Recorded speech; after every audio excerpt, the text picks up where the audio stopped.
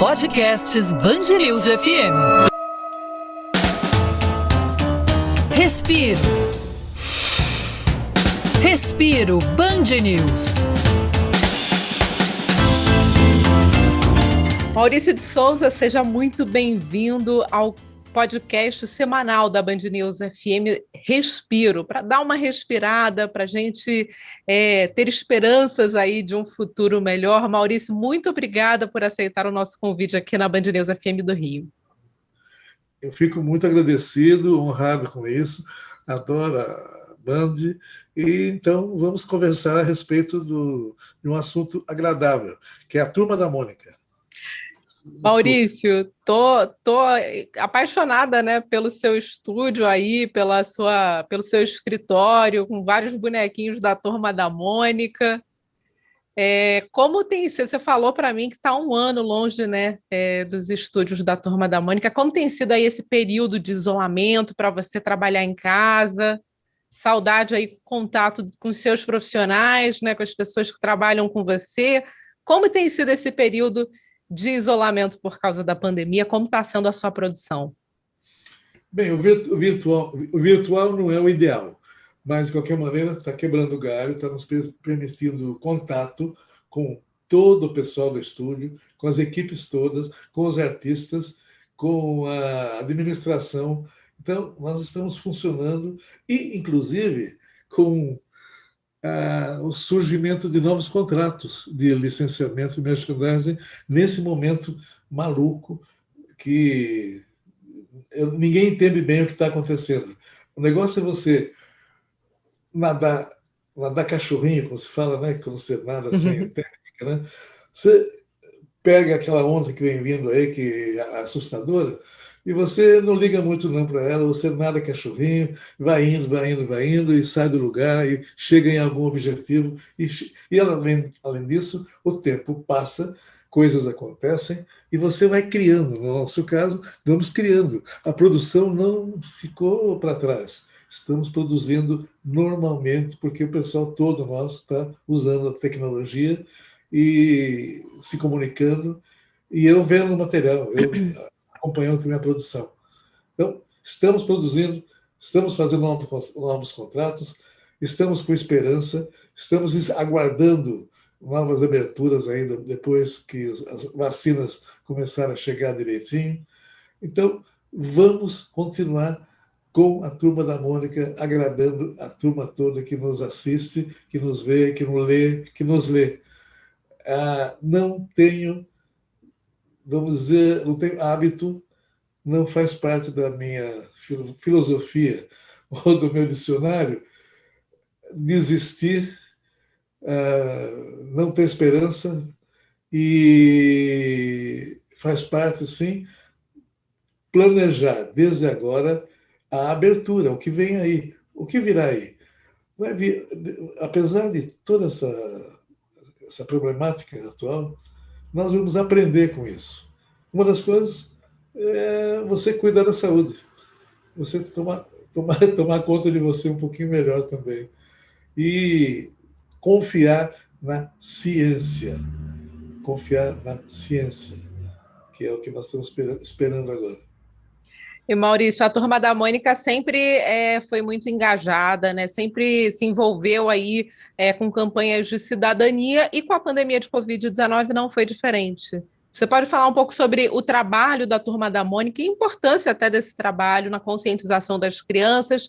É um assunto que precisa ser debatido e explicado aos pequenos, né, que às vezes não entendem muito bem a situação que a gente está vivendo. Pode falar um pouquinho sobre essa campanha, como a pandemia aí se inseriu no mundo da Turma da Mônica para a conscientização das crianças?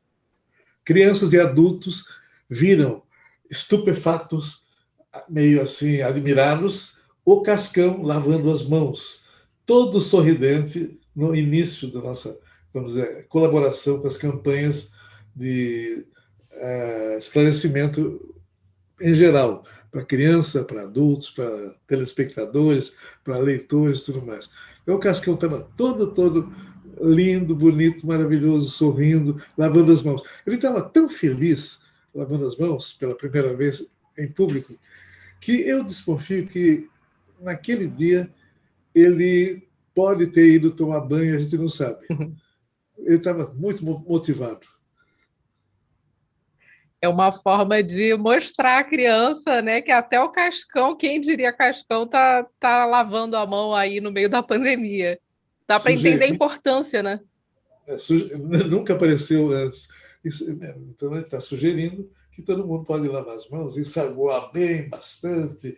Ele ensinou como é que fazia, no vão dos dedos, na palma da mão, etc, etc. Então, a gente pode dar informações corretas, necessárias, e com um tom alegre, gozadinho, bem afastado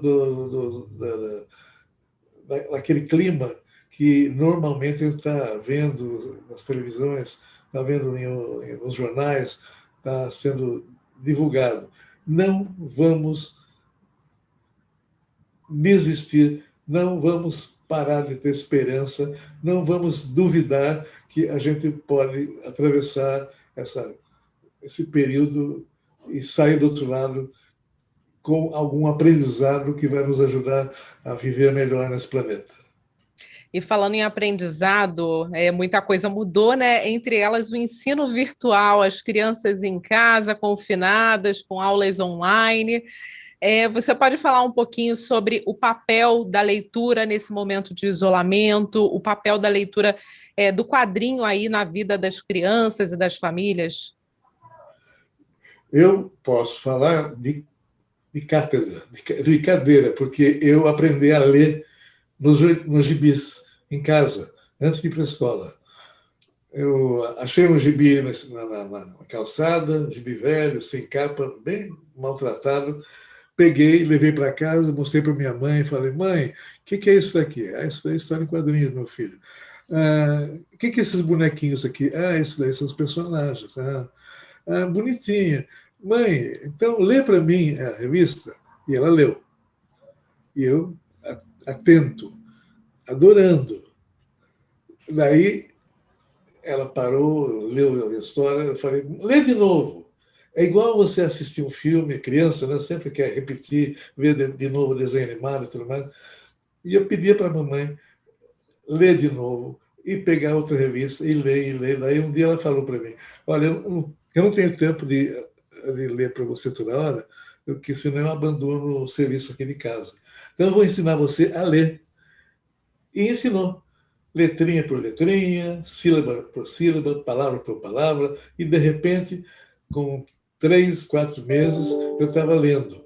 E que bom, a mamãe ficou livre da leitura obrigatória, e eu comecei a ler ali, nos gibis, coisa que aconteceu com muita gente, que eu conheço, inclusive, e que escreve para mim, manda recado, que aprendeu a ler na Turma da Mônica, né?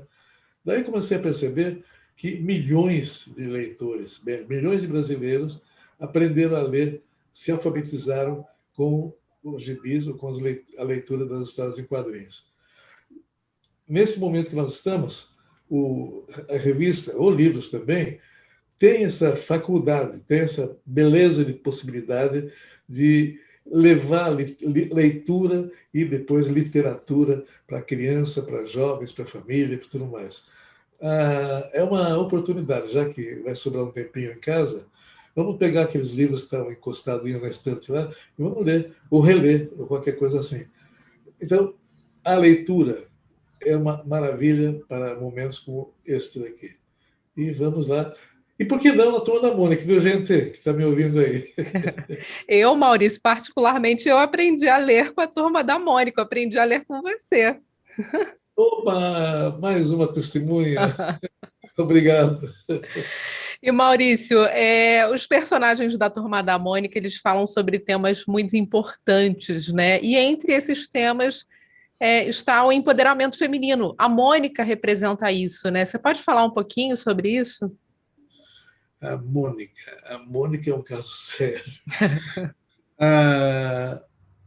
O personagem Mônica foi baseado na minha filha, Mônica.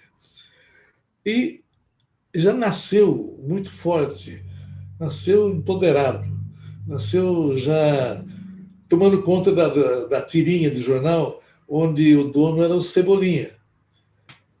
Tomou conta, ganhou espaço, não sai mais de lá, ainda tem a auxílio do Coelho, dá uma girada de vez em quando, e desde então, faz muitos anos, o Cebolinha tenta recuperar o espaço e não consegue. Não adianta fazer plano, não adianta combinar com o Cascão, estão lá ainda brigando pelo espaço. Desculpe-me, mas a Mônica ganhou o espaço, não vai largar, e a Mônica, de alguma maneira, é o retrato da mulher de hoje, conquistando espaços, se preparando profissionalmente para ocupar também espaços que nem eram permitidos para as mulheres há algum tempo atrás. Então, Mônica é um símbolo, ela criou, a Mônica, de verdade, a real, por exemplo, criou o projeto Donos da Rua, para homenagear as grandes mulheres da história, que foi a ideia da Mônica mesmo. E com isso, e não é só aqui, até na Indonésia, as moças lá que liam a Mônica queriam ser a Mônica, num país com uma religião que não soltava muito, não deixava a mulher nem estudar muito bem. Então, a Mônica virou um símbolo mundial de liberdade. Mônica hoje está em alguns países com desenhos animados. Está no YouTube com Mônica Toy, que é um desenho curto, bonitinho, mudo não, ele tem som, mas a criançada não fala. Isso permite que eu possa distribuir esse desenho mundialmente, instantaneamente, na hora que fica pronto no estúdio, e esse pequeno desenho da Mônica Toy sai aos bilhões, acessado por bilhões de pessoas. Então, com isso, Mônica está mostrando mais uma vez a sua força, suas características e a gracinha que ela é. E a Turma da Mônica está se expandindo cada vez mais para outros países. Nós temos a Turma da Mônica em quantos países atualmente? E vocês veem essa expansão aí em crescimento? Na área de expansão via internet, já está dando volta ao mundo. Em questão de revistas, ainda falta alguma coisa. E agora vamos ter também os filmes de longa-metragem. O primeiro já passou há algum tempo, não sei se você viu, Laços. Eu vi. E vem vindo aí agora, quando mesmo atrasou um pouquinho, mas em dezembro vem o filme Laços. No filme Laços, desculpe, vem Lições. No filme Lições, a Turma da Mônica está na escola. E vai aprontar, logicamente, uma porção de coisa, né? E no filme Lições, aparecem muitos personagens que não entraram no primeiro filme. E vocês vão ter algumas surpresas, mas o filme está tão bonitinho, tão gostoso, que eu queria que passasse logo, mas a pandemia atrasou um pouquinho o lançamento. E já estamos planejando o terceiro filme. Esse daí vai ser uma surpresa geral para todo mundo, mas eu não posso falar nem uma palavra sobre ele. Nem um pouquinho, nem para tirar a curiosidade. Não. Se eu falar um pouquinho, vocês vão sacar a natureza do filme. Então vamos deixar como surpresa. Vamos deixar como surpresa. E você falou de outros personagens, né? Nós temos em personagens...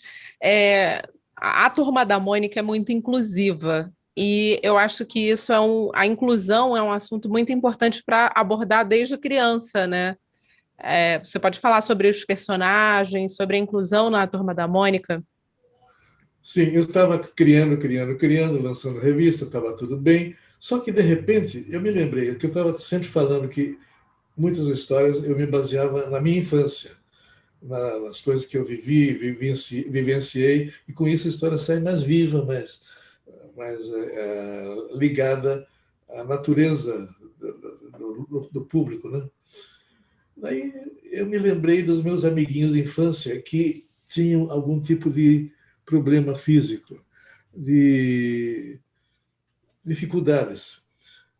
Por que eu não estava colocando personagens com dificuldades físicas, de alguma maneira, com alguma dificuldade? Estava esquecendo. Daí me lembrei, tinha o meu amiguinho que ele não andava, tinha problema para andar.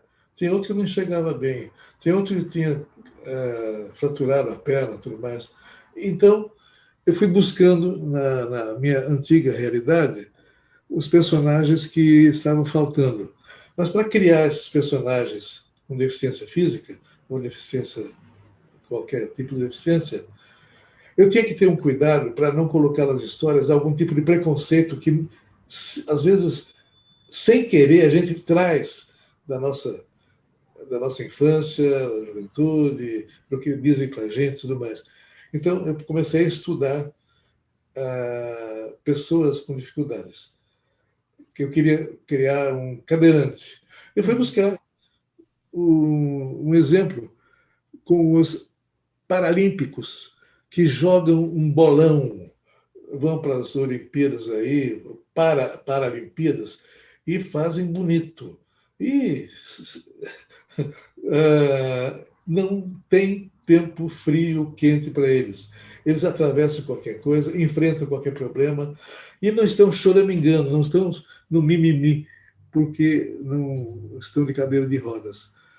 Fui falar com os atletas, fiquei maravilhado com a forma como eles encaram a vida, como eles resolvem os problemas, como eles não choram por causa daquilo. Eles resolvem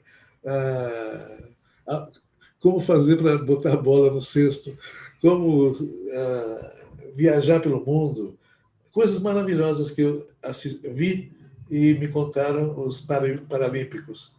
Daí nasceu, então, o meu personagem, que também está em cadeira de roda, que é o Luca. O Luca está lá e brinca com a turminha de igual para igual e tudo mais, mas não só ele. Daí eu fui estudando crianças, pessoas cegas. Criei a Dorinha, baseada na Dorina Noil, que tem uma fundação. Faleceu, mas antes de falecer, eu conversei muito com ela, ela me passou muita informação sobre como deve ser, ou como deve viver e enfrentar a situação a criança cega, ou adulto também, né? E daí vieram outros, veio o autista, André, veio o Humberto, que é mudo, veio a Tati, que tem síndrome de Down, que eu conheci menina, bem cuidada da mãe, que orientava bem a Tati, e a Tati começou a escrever peças de teatro e começou a atuar nas próprias peças. Ela descrevia o personagem que ela devia viver na peça, no teatro, né? Não só isso, as peças da Tati passam nos Estados Unidos, são montadas na Europa e é uma maquininha, a Tati, de criação de peças adequadas para ela. E então eu aprendi muito com essa turminha toda aí que me deu condições de criar uma leva de personagens de alguma maneira com um tipo de dificuldade, mas que resolvem a situação, enfrentam as dificuldades e ainda viram personagens de história em quadrinhos. Então, tem todo um processo de pesquisa para entender, e esses personagens são todos inspirados em pessoas reais? Sim. Legal. Exatamente. Legal, bacana. Agora, Maurício, mudando de assunto, há um tempo atrás, né, tinha o parque de diversões da Turma da Mônica. Ainda tem, tá? Tinha em São Paulo fechou, né, um tempo atrás. Tem outros espaços espalhados pelo Brasil. alguns funcionando, outros parados um pouquinho por causa da pandemia. E tem um novo a ser inaugurado, está lindinho, está quase pronto, lindinho, no Rio Grande do Sul. Ah, poxa, pensei que fosse Rio de Janeiro. Aguarde, no Rio tem uma surpresa. Depois do Rio Grande, tem o do Rio, esse é uma surpresíssima depois. No Rio Grande do Sul é em Gramado, que já é uma legal. cidade maravilhosa para receber visitantes, né? E no Rio Grande, no Rio de Janeiro, nós vamos fazer uma surpresa para todo mundo. Mas vai ser um parque? Pode falar? É um parque. Não posso falar a natureza do parque. Tá certo. Tá certo. Tem algum projeto em andamento que você possa compartilhar aqui com o ouvinte da Band News FM? Spoiler, né? Spoiler. Tá me pedindo para eu fazer spoiler? Estou pedindo spoiler. Ai, meu Deus, não. Não, tem personagens, tem histórias. Tem uma linha nova da Turma da Mônica Jovem que vem aí, que está linda, linda, linda, linda, linda, linda. E, como novidade na história em quadrinhos, também tem algumas novidades com o lançamento futuro de mais personagens que estou estudando. Estou estudando personagem adulto. Adulto? Porque nós já fizemos a infantil. Nós fizemos o jovem. O pessoal de certa idade é depois dos 30, mais ou menos, né? Eles falam, tem assunto que você está cuidando aí que não diz respeito a gente. Então, vamos falar sobre a terceira idade. Opa, que legal.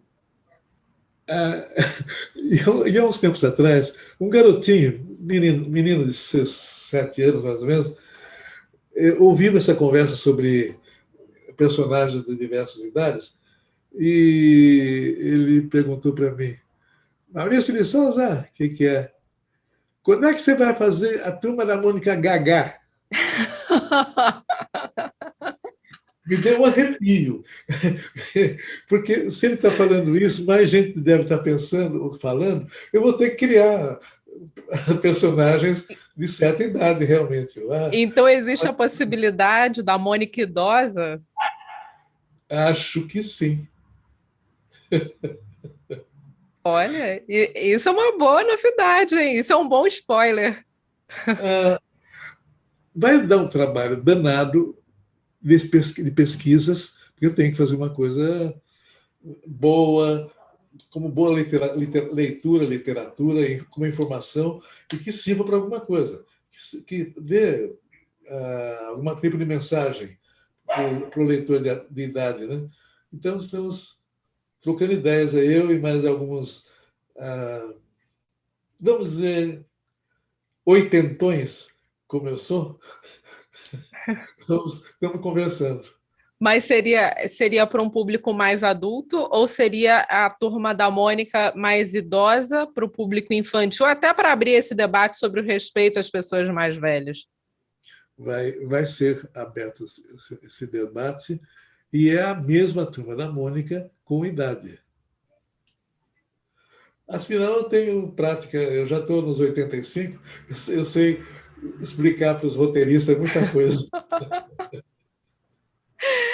E, Maurício, a Turma da Mônica também tem alguns trabalhos de crossover, né, com a Liga da Justiça. Vocês pensam... Você viu o Super-Homem trabalhando junto com a Turma da Mônica? Pois é uma mistura muito legal. Olha, nós já fizemos esses crossover, inclusive com os personagens do Tezuka Osamu, do Japão, muito famosos também. E o resultado foi muito bom. Devemos repetir alguma coisa nesse sentido. Mas eu não posso planejar, porque isso depende muito do esquema de direitos autorais. E, às vezes, é uma coisa meio difícil, porque os direitos autorais, às vezes, estão com uma editora, estão com outra empresa. Precisa todo um trabalho diplomático para a gente conseguir juntar os personagens e que eles conversem entre si conservando as características deles. Assim fica mais, assim a gente pega o leitor de todos eles, né? Você já falou da nós temos aí a Turma da Mônica para criança, né? Temos a Turma da Mônica jovem, agora possivelmente teremos aí a Turma da Mônica idosa. Qual o segredo da turminha encantar todas as gerações? Os personagens são muito humanos, né? Eu sempre me baseio muito no que eu vejo, sinto, vivo, apreendo. Com isso, você vai juntando peças, juntando conhecimento, para você humanizar. Não é um desenho simples, não é um rabisco. Humanizar o personagem, para o personagem ter reações humanas, reações que você reconhece como naturais, existentes, etc. E é por isso que, desde o início, eu puxei os detalhes dos personagens dos meus filhos. Ninguém conhece melhor os filhos do que os pais. Então, eu olhava, via como é que eles brincavam, como é que brigavam, o que eles gostavam, o que eles não gostavam. Então, eu fui assimilando tudo, juntei e deu que a Turma da Mônica está aí há mais de 60 anos, falando com uma turma que se mantém e passando de pai para filha também. E no começo com o gibi, hoje também com o filme, né? O filme, ele ajuda nessa proximidade da criança com o personagem? Mas maravilha! Eu adorei o resultado do Laços, eu adorei tanto que agora eu vou fazer, todo ano, eu vou fazer um belo filme. Opa, legal. Não vai parar, não. Pandemia passando de lado, a gente entra nesse ritmo e vamos presentear o nosso público cada vez mais, cada ano com um filme novo. Sempre com alguma surpresa, sempre com personagens, não só personagens de história e quadrinhos, mas com artistas surpreendentes também. E na sua visão, como vai ser o mundo aí pós-pandemia, não só para as crianças, mas para a humanidade? Nós vamos sair dessa diferentes? Vamos sair, lógico. O homem sobreviveu a tantos cataclismas, tantas dificuldades, como raça humana, e essa daí também vai passar. Vai passar com alguns cuidados que nós vamos ter com a escolha do pessoal de Brasília, porque realmente a gente não tem tido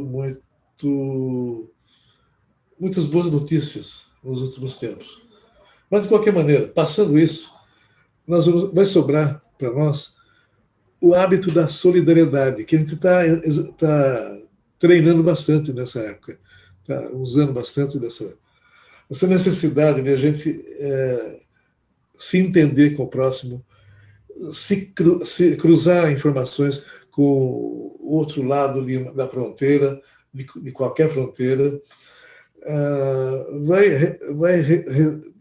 Vai restar para nós uma série de hábitos de solidariedade devido aos contatos que nós vamos ter com os outros povos aí, outras nações, e vai aumentar a conscientização quanto aos hábitos e quanto aos cuidados com a saúde, com o corpo.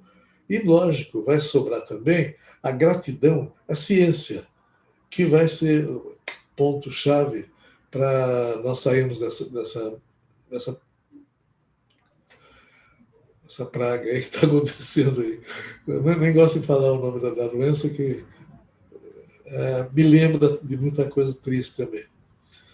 Mas vamos sair, vamos aprender e vamos deixar para os nossos filhos e netos algumas lições que eles vão ter que depois permanecerem com elas, vão ter que manter, e o mundo vai florescer de novo.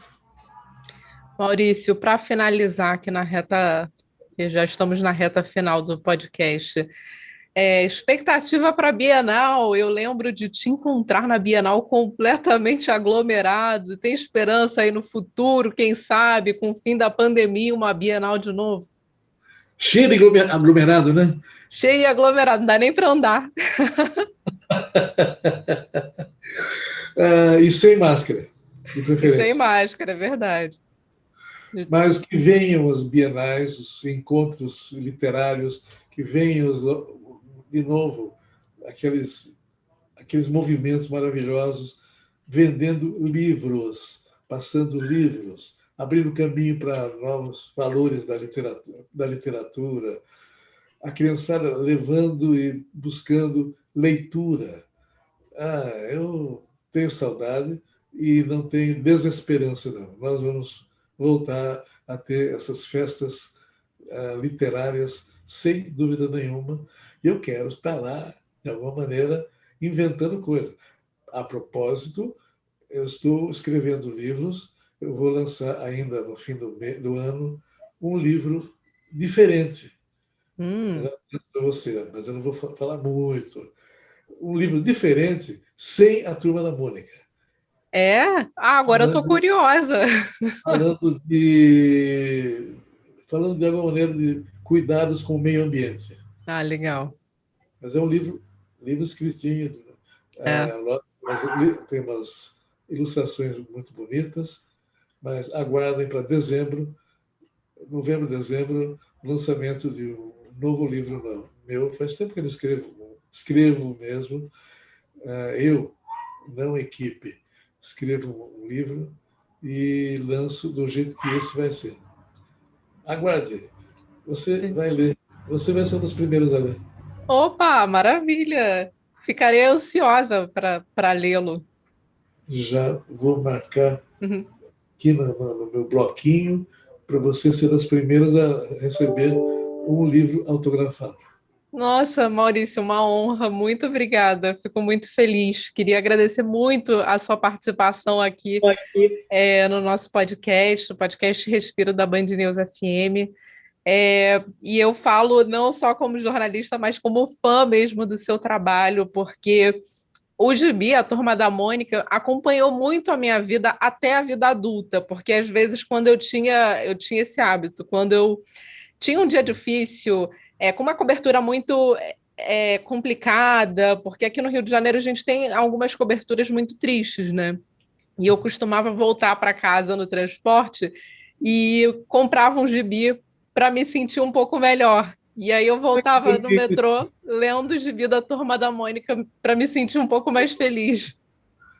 Essa imagem que você passou eu nunca tinha recebido. Sim. Muito obrigado. Eu que agradeço. Eu que agradeço. Muito obrigado pela possibilidade de falar com você, com o nosso público aí. E vamos em frente. Vamos em frente. Uma mensagem final para os leitores, para as crianças.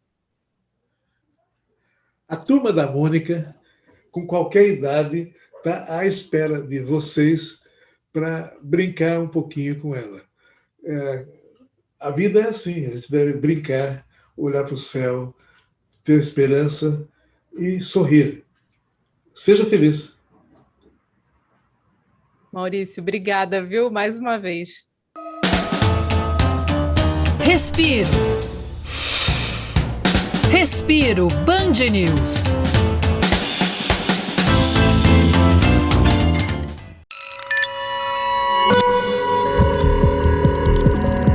Podcasts Band News FM.